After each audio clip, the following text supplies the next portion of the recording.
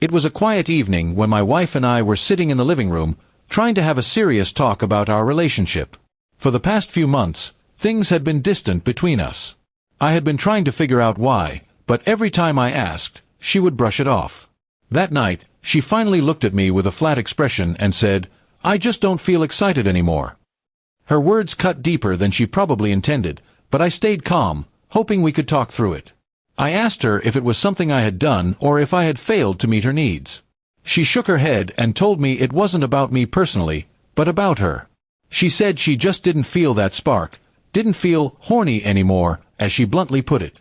I didn't know what to say at first. My mind was swirling with thoughts. Was this the end?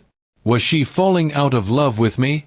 As I sat there trying to process it, the sound of footsteps came from the hallway.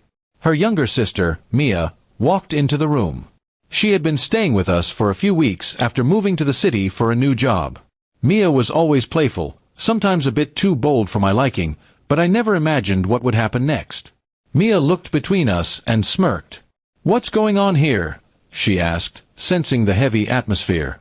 My wife sighed and told her, "I was just telling him I don't feel excited anymore." That's when Mia tilted her head, raised an eyebrow, and with a mischievous grin said, "Then let me." I froze.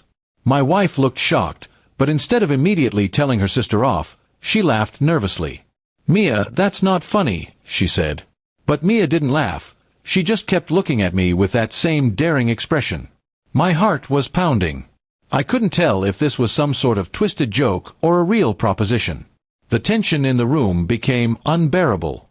I glanced at my wife, expecting her to shut this down completely, but she just stared at her sister with wide eyes. Finally, she asked, "Are you serious right now?" Mia shrugged. "Well, if you can't make him happy, maybe I could." I stood up, unsure whether to walk away or demand an explanation. My wife looked more confused than angry, almost as if she was actually considering the idea. That unsettled me even more. I said firmly, "This isn't appropriate. At all." But Mia just leaned back against the wall, watching us like she was testing the limits. After a tense pause, my wife told her to go back to her room, but her voice lacked real authority.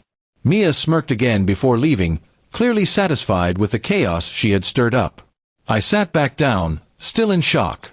"Why didn't you stop her immediately?" I asked. My wife avoided my gaze, mumbling, "I didn't know what to say." That night, I couldn't sleep. I kept replaying the moment in my head, the look in Mia's eyes, my wife's hesitation, the strange way she didn't seem entirely upset. It made me question whether this was really the first time such a thought had crossed her mind. The next morning, things felt awkward. My wife acted like nothing had happened, but Mia kept giving me these sly looks whenever my wife wasn't watching. I avoided being alone with her, afraid she might try to push things further. My trust in my wife had taken a hit, not just because of what Mia said, but because of how she responded. Over the next few days, I tried to talk to my wife about it, but she brushed it off as an inappropriate joke and told me to forget about it. But I couldn't forget.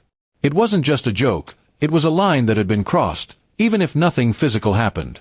I started noticing other signs too, late-night whispers between the sisters, strange glances, and my wife's growing indifference toward me. I realized then that this wasn't just about her lack of excitement. Something deeper was wrong. Maybe she had already checked out of our marriage emotionally, and Mia's words had only exposed it. The worst part was, I no longer felt sure I even knew my wife anymore. One evening, I overheard them talking in the kitchen. Mia was saying something about giving him what he needs, and my wife told her to stop, but her voice didn't sound like she truly meant it. That was the moment I knew I couldn't stay in this situation any longer. The very next day, I packed a bag and told my wife I was leaving for a while. She didn't fight me. She just nodded, almost relieved. And as I walked out, I couldn't help but wonder if Mia had been waiting for this outcome all along. In the end, it wasn't just about what Mia said, it was about the cracks it revealed in my marriage. Those words were the spark that lit the fire, but the truth was, the damage had already been done long before she ever walked into that room.